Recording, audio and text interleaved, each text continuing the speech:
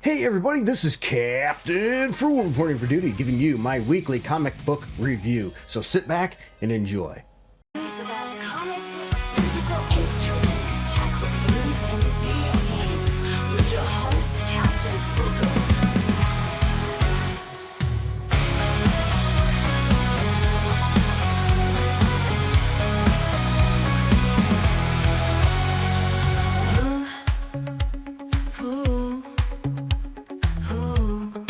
Welcome back, comic book fans, and welcome back to the channel. Every week, a flood of comics hits the shelves, and it can be tough to decide what to pick up. But don't worry, that's what I'm here for. We're about to dive in to this week's releases to crown one book the comic of the week. Will it be an epic superhero showdown, a mind-bending indie darling, or maybe a hilarious new series that everyone has been talking about? I've read a stack of them, and I've got some strong opinions. So stick around to the very end to see which comic earned the top spot and why you absolutely need to add it to your collection. Feel free to drop your own picks in the comments below. I'd love to see what you're reading. So, let's get into it. And don't forget to like and subscribe for more comic book reviews every week. Welcome everybody back to the good old virtual workshop on this holiday season. So Merry Christmas to everybody. I'm not afraid to say that. And I hope everybody has some wonderful holidays and a wonderful new year. And we bring a little joy to each other. You know, this was a pretty good week for comic books, in my opinion. I had a lot that are vying for the top spot, so make sure you stay to the end to see which comic book I view as the number one comic book of the week. And I think this one might be surprising. First book I want to talk about is Teenage Mutant Ninja Turtles, Casey Jones, number 3. 68 ratings with a 4.1, very positive score on League of Comics Geeks, and I gave the book a very solid score too, almost as high, an 8. Yeah, a score of 8. Writer is Alex Pecadell, artist is Amansi Nefapom, and well, okay, so we got this. I still don't know, and nobody's giving me any information of why half or a bunch of these people now are mutants running around. I've not been kept up with the Teenage Mutant Ninja Turtles lore in a long time. But anyway, we have people abducting these mutants, and it's clear they're using them to hunt them, and there's some other stuff going on here that's pretty amazing here. And it's just a pretty good cover to draw people in. There's some open order covers too that are all right, and I think it's a solid story with good action and has good interior art. I do like the retailer exclusive covers, but I wouldn't run out and pay that kind of money for that. So Casey Jones does take a brutal fall in this issue. I'm going to check out some other people's reviews here and go into a little bit more depth, starting with, just to let you know, most of these are like 4 stars and 5 stars. People are really liking it. This person here says, with a 4.5 star review, easily the best issue of the miniseries so far. Things get very interesting here. We get a deeper look into Casey and his thought process, especially how he thinks Raphael views him, which I really love.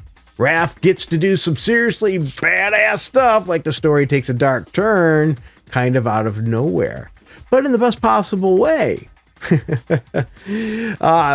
This was my biggest takeaway. I really like this book, but the writing takes a huge step up, and this is my opinion. Yeah, pretty good. Let's look at another one. Okay. Honestly, at this point, I wish this was called Casey Jones and Raphael. Their dynamic is so great. I want more of it. Yeah, that's a pretty nice line there. Or, what do you want from a Teenage Mutant Ninja Turtle comic? Here's another review by that. Multiple plot lines, plenty of action, and plenty of relationship building and character moments. The emotional stakes are high to me. I like this as much as the ongoing. Less melodrama in this title, and I love the world building, and I hope it continues for months and months. So as you see here, a lot of people are really liking this book, and I'm one of them. I'm enjoying this. If you haven't been checking this one out, you might want to. It's still pretty early in the series, so why not? Next one is Batman Superman World's Finest, issue number 46. 263 ratings, 4.0 score, very positive. Now, I gave the book a 7.5, not as high. And I don't like to think it's because of my views of the writer Mark Waid. I do think he's a dickbag. But I'm trying to keep my bias out. And the penciler, let's see, is Andrea Gutierrez. There is some other covers for this book that are pretty cool. The main one is okay. My take on this, first of all, is if you're not familiar, some people I've seen think, well, these stories are corny and things like that. That's World's Finest has always been in more of the fantastical area from the old series of World's Finest. I have some of those. And they were always pretty out there. I think this sort of aligns with it. So I have to give the writer here some credit for that. In order to defeat the Joker and Luthor team, Batman and Superman may have to ask for a little help from their friends if they still have any after the shocking events of last issue. And yes, they do. Batman and Superman get merged together as well as Joker and Luthor. It's pretty crazy, right? And here's the thing. What can you do when Joker figures out a way to spread his madness across the world? We get that in this issue. It's pretty crazy. So we get the Batman, Superman put together thing. Yep, that's weird, but it happened. And here's the thing. As they continue to gain momentum, Lex and Joker, they gain new knowledge here. And they're gaining things like our heroes' secret identities. And they're spreading that information. So if you want something goofy and out there, this might be the book for you. The next one I want to talk about is Nightwing, issue 133. With 394 ratings, 4.0 score, this book continues to sell well. I give the book 7.5. Not bad at all. The writer is Dan Waters. Artist is V. Ken Marion. I think the cover right off the bat's an interesting stylistic cover, and I think it works. There's some other covers available, but I think the standard one works just fine in this case. Bloodhaven is turning on its hero. Yeah, Nightwing doesn't have time to care. Yeah, he's getting framed for murder. As strange disappearances grip the city, the mysterious Cirque du Sun seems to be gaining power. Now, to save the city's children, Nightwing must follow the circus music where no one else dares. Yes. So Nightwing gets challenged to play a game. Want to play a game? There's solid interior art in this issue too. I really think this art style fits this particular series, or at least this storyline. The story does seem to be a little slow on progression, but overall, if you're a Nightwing fan, I don't see a reason to be skipping this issue. I think you'll like it. Now we'll shift gears a little bit to going from I think you'll like it to the Avengers issue number 33. It has 133 ratings with a 3.3 score on League of Comics Geeks. And I gave it a 7, and I think I was being generous. The writer's Jed MacKay, artist is Xavier Pina. There's a couple things about this. First of all, the standard cover doesn't make anybody want to pull this book off the shelf. It doesn't. There's some open order covers and really nothing great there either. There is some incentive covers that are better, but nonetheless, I don't see any reason to run out and get any of those. You see, here we have more of the Twilight Court. As Kang and Midrin battle with the Avengers across space and time, the Twilight Court fight for the survival of all. And we're going to get the origin of them in this issue, as well as the Impossible City. Yeah, well, we don't get the origin of the Impossible City, but here's the thing. This issue has 0 Avengers in it. None. This is completely a setup issue, which is very slowly done. It has decent art, but boy, is this issue boring. It's really taken too long to develop. I hope the next issue improves greatly. As I said, no Avengers in this issue, but let's look at some other people here. I skipped reading some of the comments in the other ones because this one seems, because they were going to be a lot of similar, but let's look at this one. Jed seems to have lost interest in writing the Avengers, and these recent books have sort of been the evidence for it. Something tells me that he'd do wonders if he were given a run for Midnight Suns or any other magic-based team. He would do wonders with writing Scarlet Witch for sure, because based on his work on writing her. He definitely respects the character and her love. Okay, I'm going to stop on there. So he's saying this person is just not the right person for Avengers. Looking at another one, this is a 3.5 star. Yeah, I'm feeling pretty justified by dropping this series. Not bad, but holy yap fest. See, here's the thing. Keep getting. It's too slow. It's too slow. Let's see. Here's a 2-star review. Let's read a part of it. So yet another issue with 3 months that doesn't feature the Avengers at all. I'm a huge Jed MacKay fan, but even I am ready for him to hang the Avengers up. This line is great, and this lineup is great. Yeah, it's an interesting team, sure. And I want a new writer who will really take them to new heights to come on board. I was really so irritated on the first page, realizing none of the Avengers would be in their own book again. Yeah, let's look at another one here. 3-star. I feel like we didn't need an entire issue explaining how the Twilight Court returned after the Grand Master banished them, or the origin of the Impossible City, both of which could already be inferred with all the time travel shenanigans happening in the story. And see, that seems to be a common theme here, and I agree. Long-winded, we didn't need a whole issue to this. Yeah. Let's look at another 3-star. There is a lot of 3 stars. The last 2 issues have just been McKay explaining his plot, which, well, not bad. I didn't need a second issue explaining what exactly is the deal with the Twilight Court. And that's the thing, is he's running it, really stretching this thing and boring. Another person, 3 stars. Who are these people? Another one. Stop trying to make fetch happen. We don't like the Twilight Court the way you think we do. That's 2.5 stars. Here's another 2.5 stars. This was cool, but we absolutely did not need this. So as you see here, a lot of people are saying that, hey, it's just too long-winded, too boring, not for me. And I get that. That's my main issue. It was just boring. How many of us buying comic books don't want to sit there and read something that's just boring? You don't need issue after issue after issue after issue. See, I'm doing that on purpose, the repetitiveness, because what happened? You start to turn off. You get bored, and that's what's happening here. This series just dragging on way too long. Speaking of series in too long, this one is one that doesn't seem to last long, and that's Moon Knight Fist of Khonshu, issue number 15. It had 246 ratings with a 3.9 score on League of Comics Geeks, and I gave the book a 7.7. Now, it's written by Jed McKay and artist Dimencio Carbone. And here's the thing, by the way, that cover on this book is really good, and there's some other covers too that are also good. Standard cover's great though. I think it's an eye-catching cover.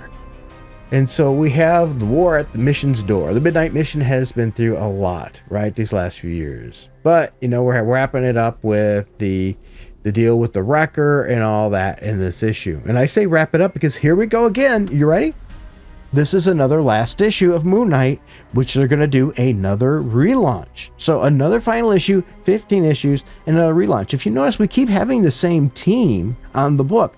So there's no reason to be continuously relaunching Moon Knight other than just to scrub up a little jump in sales for the people that collect number 1s all the time. This book has decent art, don't get me wrong. It has a good conclusion as well, and the story is good. It has a good cast of characters. Why, though, do we need another relaunch? Marvel, stop with this relaunch crap. Let's take a quick look at some of these scores. A good enough, but an even better cliffhanger.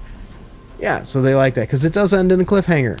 Another shockingly great ending to what has been one of the weaker arcs of McKay's tenure on Moon Knight, but I really enjoyed how everything played out here. So he's got a lot of good scores here. Here's a 3-star one. Man, that felt so unbelievably mid. Jen McKay has been so unbelievably good on Moon Knight, but this final arc was by far his weakest in my opinion. The ending was okay, a cliffhanger to make you buy the relaunch, kind of a lame thing to do, but that's on Marvel.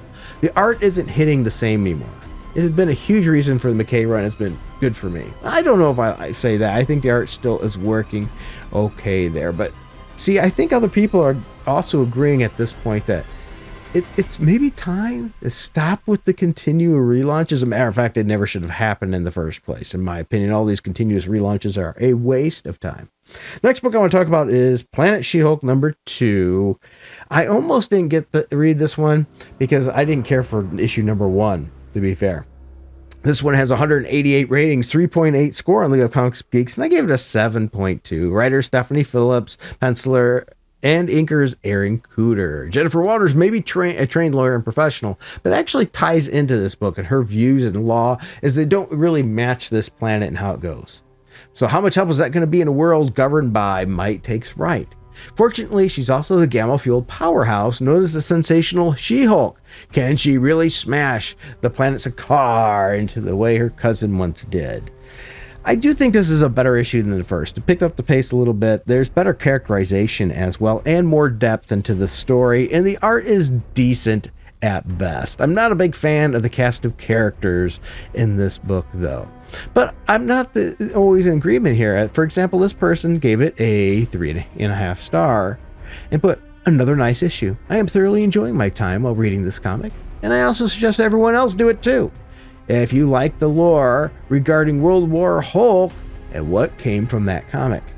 The art is good. The character setting's a bit off pace for me because it felt like they were throwing in too many of them at us at the same time. I get that too. That's where I struggle a little bit, is with the cast of characters in this book.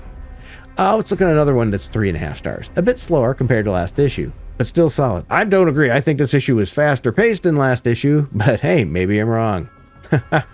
This person had an issue with She-Hulk's portrayal at the beginning, as she seemed to be uncharacteristically passive. Yeah, I agree there, and she's less passive here. Another one here that is let's look at a high score here. This one is 4.5 stars. This is probably the best of the Imperial spin-offs. We're still early. Wiccan is decent, and so is Nova, but this one seems easier for newer Marvel cosmic readers like myself and more approachable. Phillips keeps the story very simple, yet has just enough hooks in there to let Cooter do their thing. All in a good, tight story with top-notch art. What else could you ask for in comics? I don't think it's top-notch art, I'll say that. But it seems like a lot of these people here are enjoying the series more than me. And that's good. I hope you found something that you like. Now, this next issue. I tend to scratch my head at it and say, why can't they seem to keep this character doing good? And that reason is, if it's a good artist, the cover should pull this book off the shelves for people. And that's Black Cat number 5. It has 218 ratings with 3.6 score. So that leaves me to believe it's actually selling pretty well, and I think it should. I gave it a 7.7 score. Writer's G. Willow Wilson, artist is Gleb Monokov. And I will say there's some alternate covers, like the incentive covers and open order covers, that are arguably better than this one. I don't think it was great, but I get the point. They're using a little bit of humor here. She does get caught in this issue, and that's the point. You see, the Black Cat gets tricked. Yep, she falls for a trick, and, well, Tombstone pulls the wool over her eyes. He gets her framed. The thing is when she gets out here, which she does, she gets bailed out by Mary Jane. So if you want to see some Mary Jane, you get her in here too. Will she get even? Well, she does go to him. And then it gets a little goofy from there. Overall, it's decent art and good story pacing. It's not a bad one, in my opinion. If you enjoy this character, you'd probably like this. I do. But let's look at somebody else here. Here is a 3.5 star. Yeah, dude, this was not originally going to get 6 issues. This is the most end of a mini. Wait, what? I've been extended to 10 issues. Okay, their writing is a little incoherent here, but okay, I guess this got extended to 10 issues. It was supposed to be 6. I don't know. Let's look at another one. 2.5 score here. Yeah. This series keeps skimming the surface like it's afraid to get its hair wet. I'm reading, turning pages, hoping something will grab me. Instead, I get vibes, poses, and more vibes. At this point, my satisfaction level can only be described as polite boredom with a forced smile, and I get that. The writer here, G. Willow Wilson, putting too much in tongue-in-cheek goofiness, and slightly missing this character. It seems like that's the common thing with women writers now. They really want to overextend the girliness of characters. And I get it, she's a girl and things like that, but it's like they're trying too hard and they're writing him out of character. But you know what? Let's look at this 4-star. Another good issue from G. Willow Wilson. Honestly, don't care for a Poison Ivy run, as it started getting stale after the first story arc. I love Black Cat's calm under pressure and stepping up on her toes. This is how they should write Peter Parker, but not currently. I love the art. Yeah, okay. So there's a mixture there too. One more. This one didn't actually give it any stars, but they put a couple bullet points. I always enjoyed it when Felicia and MJ get to hang out together. I love their modern friendship. They were quite close in the 90s and were in the process of becoming good friends before Marvel randomly made them rivals in the early 2000s. Okay, fair enough. So overall, not a bad book. Now, this next book I thought was definitely going to be in the running for the #1 position. And I won't lie to you, it fought hard for this position. It was pretty close. And I know for some of you are reading this, and I think you should, and that's G.I. Joe number 16. 202 ratings with a 4-point score on League of Comics Geeks, and I gave the book a solid 8.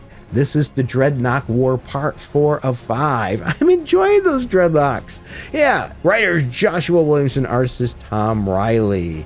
If you like Dreadnoughts, like Buzzer and things like that, you're going to get it. You like Duke, you get Duke in this issue. You like Cobra Commander, you get Cobra Commander in this issue. You get Destro. You get all kinds of great characters here. I have to say, we get some more on Hawk.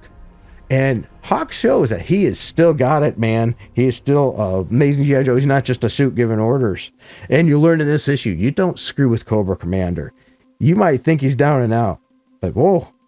I'm enjoying this redneck war that we've got going on here with the Dreadnoughts. Oh, also, the book has decent art. Now, I will say, speaking of decent art, the cover's okay. I think it's a pretty good cover. There is some open order covers. Some okay. Some incentive ones are good. But there's a Real Taylor exclusive with Scarlet that's a really cool cover, too. Looking at other people's views, though, there's not a whole lot of differences, so I won't dive too far into it here.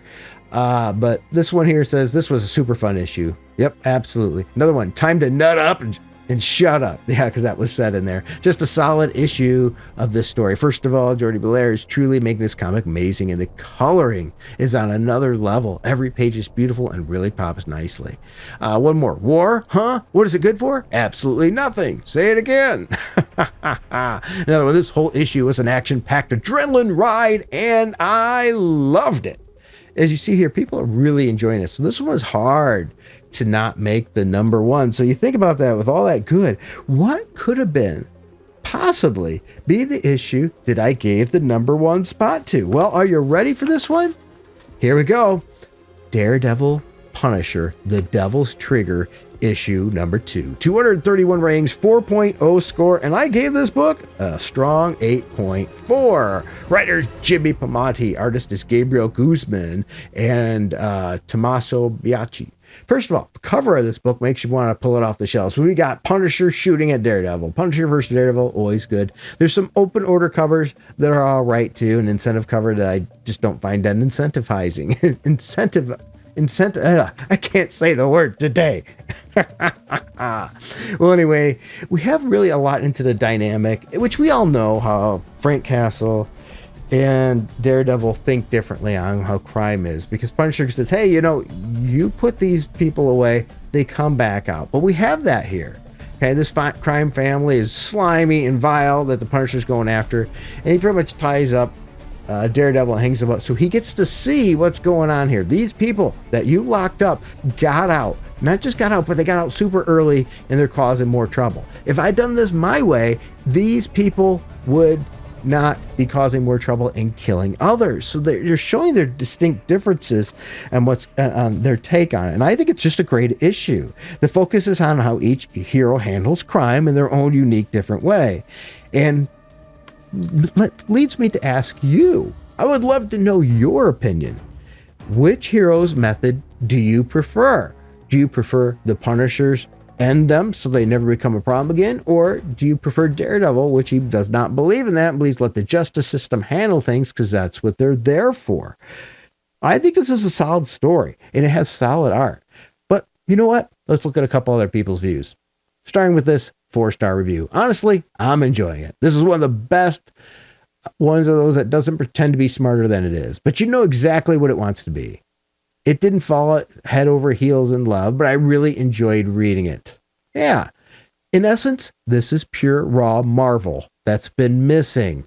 And I think this is a great point. No cosmic nonsense, no multiversal headaches. It's all back. It's back to moral dilemmas, alleyways, bad decisions made at night. And I think that's what we need. And I've been noticing that you look at all these comics now, it's always multiverse, universal disaster. I mentioned that probably a few reviews ago about Avengers. It seems like every writer that takes on the Avengers has to create a bigger dilemma than the one before. How much bigger can you get than multi-universe everything ending? I mean, sometimes we just need a more down-to-earth story, and we're getting it here. This person gave the book a 3.5 stars. This was a fun one, and I'm liking Daredevil and Punisher just randomly being at the same place at the same time. Not much happens in this one. It's more Matt recovering from the first issue, catching Foggy up on what's happened, and Matt hitting on women like he usually does. I don't know, but I think she hit on him too, equally. But I'll say there's more to it too, because Frank gets into it, Frank gets hurt, and Frank gets jumped, and then we get Daredevil and Frank working together a little bit, but then how are we handling things? I think it's good. This person, 4 stars, said, so good news and bad news. The bad news is that there is no mini Marvel this time around. The good news is that this issue is actually pretty solid. That subway scene, whoo, enough said. Yeah, I have to agree. That reminds me of the elevator scene. Not elevator, the hallway scene, sorry. A great read, exploring what these two deal with and their unique dealings with bad guys. It's not preaching either side, but really digging into how Daredevil is dealing with the brutal honesty of Punisher's justice system. This person, American Texas, gave it 4 stars, and that's something I really want to point out here. I've said this years ago and have been saying this. People don't really mind politics and comics too much as long as you're not shoving them in our face. Matter of fact, we can have politics in comic books if we allow the reader to see multiple sides and come up with their own decision. And I think that's what so far we're getting here. Hopefully it doesn't skew and change, because that's what we get. We get to see this is how Daredevil sees it and why he thinks this is not right, and maybe even questions his way in a little bit. This is how Punisher sees it and why he thinks it's right in his point of view. And I think that's quite great. So I don't know. I like it. But you know what? Here's somebody that only gave it a 2.5. So we get something that runs a little different. I finally see the vision. I'm delusional. I've come to accept this story for what it is. It's a retelling of Matt and Frank's early relationship. Yeah, and that's really is. We've been here before. I'm just hoping that they pivot to more of what I enjoyed out of that dynamic before the series is over. I'm still hopelessly in love with this version of Matt, though, and he'd stop closing. Okay, I don't know. He got a little different on there, what I don't understand. I don't know what that was. But so see, even that person says, okay, it's a bit of a retelling of something we've seen before. And you know what? I think that's a valid criticism, but it's done good. And I'm enjoying it. So that's my reviews this week. I went a little long. I hope you enjoyed them. Let me know what you read. And you probably won't get one next week. There's just too much going on with the holidays and work. So, please bear with me in mind if I don't do one next week. But, take care of each other. Please bless each other during these times. And Merry Christmas. And until next time, keep it frugal.